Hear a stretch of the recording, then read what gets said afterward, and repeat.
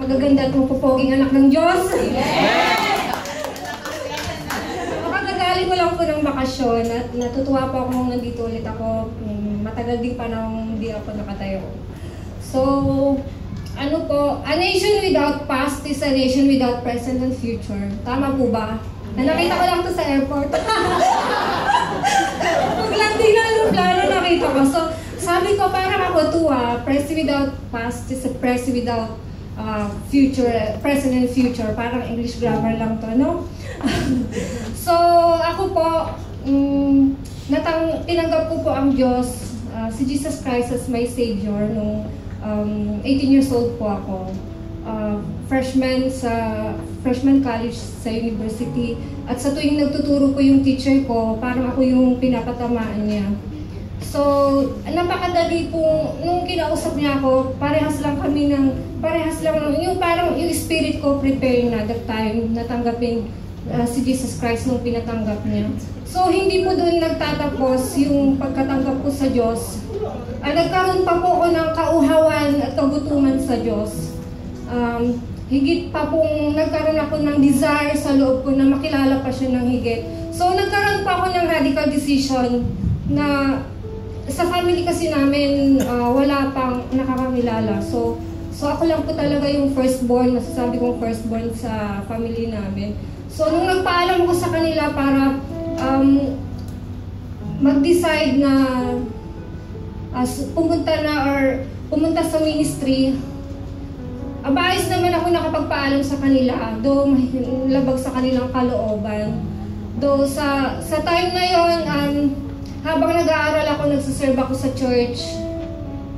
Tapos, iba po pala kapag nasa blessing mode ka, pag binibless ka ni Lord, madali lang lahat. So, kumbaga, di ba sa Red Sea, nakahanda na yung hahakbangan mo. Pero sa Jordan River, kailangan mo pang humakbang, hindi mo alam kung anong mangyayari sa'yo.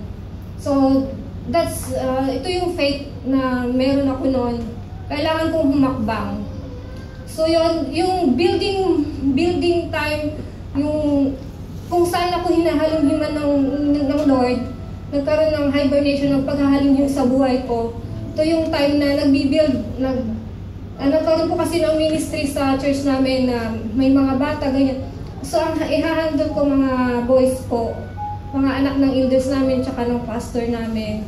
So, yun po, habang nagbibuild ako ng mga malilit na bata, kasama ko sa pagtulog everyday, may isang room yun. Every Saturday lang sila makakauwi sa bahay nila, every weekend. From weekdays sa akin, nasa aking cargo. So, naging ganun po yung buhay ko for 15 years. Nagbibuild ng bata, pero habang nagbibuild ako ng bata, hinuhubog din ng Diyos yung gusto ng Diyos na mangyari sa akin. Yung values, yung character, ito yung pinakamahirap kapag hindi ka nag-bless ng Lord, kundi binibuild niya yung buhay mo. Kasi wala pa akong posture, wala pa akong maayos na tindig. So, kailangan ka din itindig ng Diyos. May pagtitindig na ginawa ang Diyos sa akin sa lugar na yon. At nakita ko ang Diyos face to face. It's not yung siya, yung mukha niya, kundi yung character ng Diyos. Yung character, hindi ko pa naman sinasabi na perfect pa itong buhay ko or flawless na. Nasa proseso pa rin po. Pero mayroong talagang panahon na ito yung pagtatayong gagawin ng Diyos sa'yo, o sa akin, sa naranasan ko po sa Diyos. Hindi ganun kadali, mayroong pagtatapyas, pagkikinis, hanggang maging magandang ginto. So, ito po, hindi pa po tapos yung buhay ko.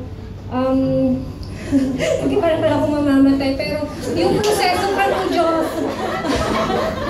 yung proseso po ng Diyos, ang ibig ko pong sabihin, mayroong future.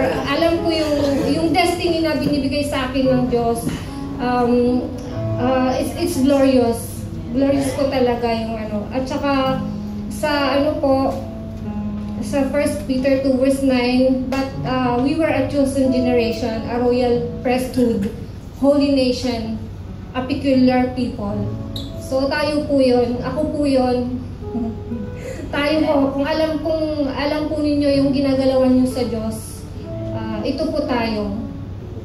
We have a destiny. Our destiny is God. Our reward is God. And it's glorious.